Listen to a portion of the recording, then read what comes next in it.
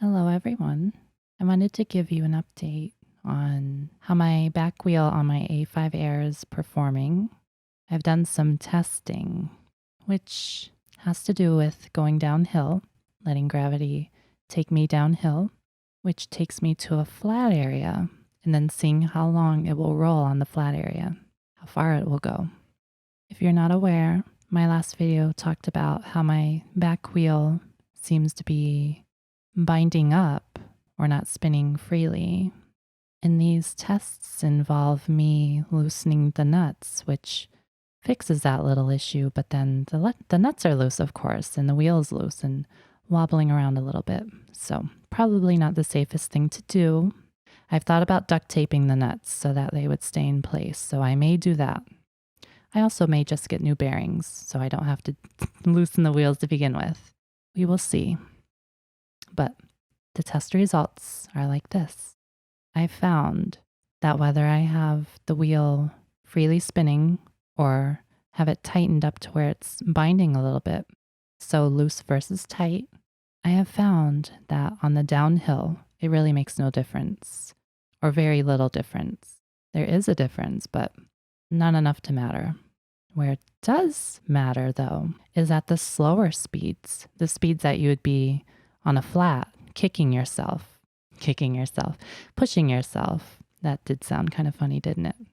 What I have found is having the nuts tightened, which on my scooter makes the wheels spin less freely, it would slow down and it wouldn't go as far versus when I had it loose and when I had the tires spinning freely. They would not only go farther, but they would get there quicker and they would lose less speed. So, free-wheeling tires are a good thing, I have found, as to be expected. It only makes sense. Now, here's the interesting part that I have found is I tried an in-between point. So I would loosen it just to the point to where the wheel would just begin to wiggle a little. And what is interesting is when I did it that way, I got the worst result out of everything, every single time. Not sure why that is. It doesn't make sense to me, but it is how it worked. And I confirmed this by recording my downhill things on video and comparing them side by side. Unfortunately, I cannot show you that because of reasons, but I would love to because it shows exactly how I start, how it is downhill, how it is on the flats, and where it starts to slow down, where the others don't slow down. You can compare them all side by side like that with the magic of video editing. I wish I could show you, but I can only give you a visual through audio. So, in conclusion, on my testing, I found that having the wheels spin freely is important. It goes farther and it gets there faster. And that is only one wheel. The front wheel seems fine. So imagine if both of my wheels had this effect. I imagine the difference between having a freewheeling wheel and a not so freewheeling wheel would be much more. And I remember this when I was little. I had a pair of roller skates, brand new, at a skate shop or something like that. And I liked how they looked. They looked very similar to the speed skates that I would rent at the roller skating rink, but the wheels would not spin freely. You would wheel them, and they would stop wheeling within 3 seconds, no matter how fast you pushed them. And on skates, you have 4 of those wheels doing that.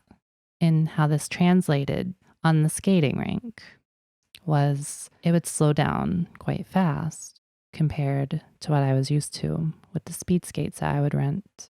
And it was hard to keep the speed going.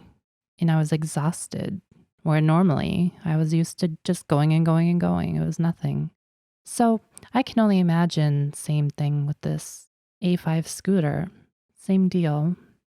And so wheels that spin nice and long seem to be very important. And I see the importance. I'm just a little hesitant to buy $20 bearings, which, I mean, it'd be a good backup. I'll have 3 more sets after I use the one set for my back wheel. But how much of a difference will it really make? And that's why I'm a little hesitant to just buy new bearings. Will it be the same as what I'm getting right now by loosening the wheels? Will it only be a little bit better? And with my front wheel, which spins very nicely already, would it even make a difference? Would it be worse? Will I even get genuine bearings? Because I've seen reviews saying that they're not genuine. I don't know if I feel like dealing with all this, so I will think about it more. Maybe in time I will decide yes or no to get new bearings. It is probably the best way to go. But right now, I'm still in the process of deciding if I want to do that or not. I want to thank everyone on my last video who suggested that the problem with my back wheel was the bearings. A lot of you have agreed with each other. There's one more thing I'd like to add with that is when I've looked up videos about different scooters, such as the A5 Deluxe and the A5 Air, or the A6, or anything really. If you see them pushing their wheel and freewheeling it, just spinning it and seeing how long it'll roll, some of their scooters with the stock bearings actually roll less long than mine do. So, are mine bad after all? Or does that mean they have bad bearings as well? Now that gets the questions going. It's just so strange. It's almost like you're getting something that doesn't have, well, you never know what you're going to get.